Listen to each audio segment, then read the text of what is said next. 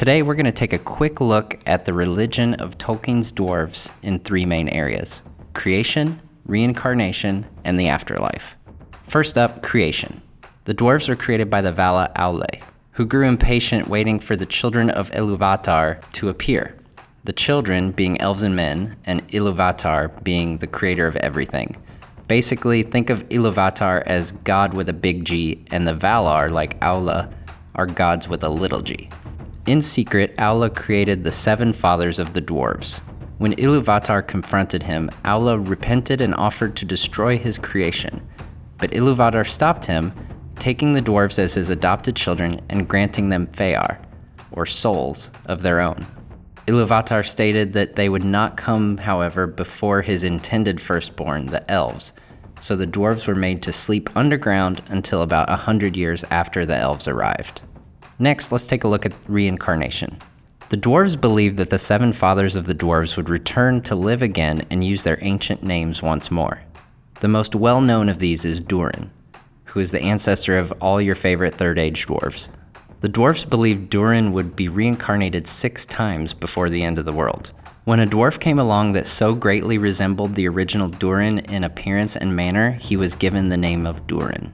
Some notable Durins to come after the first are Durin II, who lived sometime in the First or early Second Age, and while there isn't much known about him, some speculate that given the time period, he could be the Durin referred to on the door to Moria. The doors of Durin, Lord of Moria, speak, friend, and enter.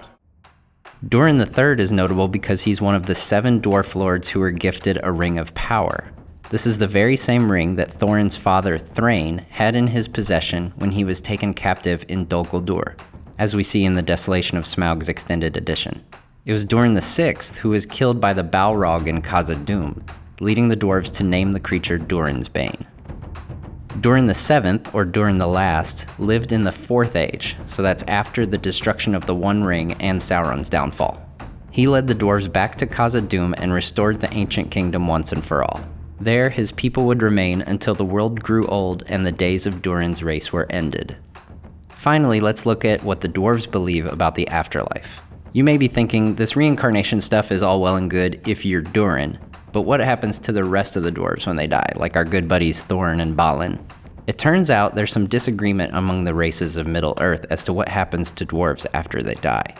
The elves believe that the dwarves simply return to the earth and the stone from which they were made, which, let's be honest, sounds exactly like what the elves would think about the dwarves. The dwarves, however, believe that when they die, they go to the halls of Mandos, the same place that the spirits of elves who die go to, and where the spirits of men and hobbits temporarily go to. But dwarves believe that they go to a separate hall where they're cared for by Aulë, their creator, until the Dagor Dagorath, which is the last battle where Morgoth and all forces of evil will be finally and utterly defeated. Then, the dwarves will assist Aulë in the remaking of the world. So there you go, there's a quick rundown of what the dwarves believe in Tolkien's Middle-earth. If you want to see more videos like this, be sure to hit that subscribe button. That really helps me in growing the channel and doing more videos like this in the future.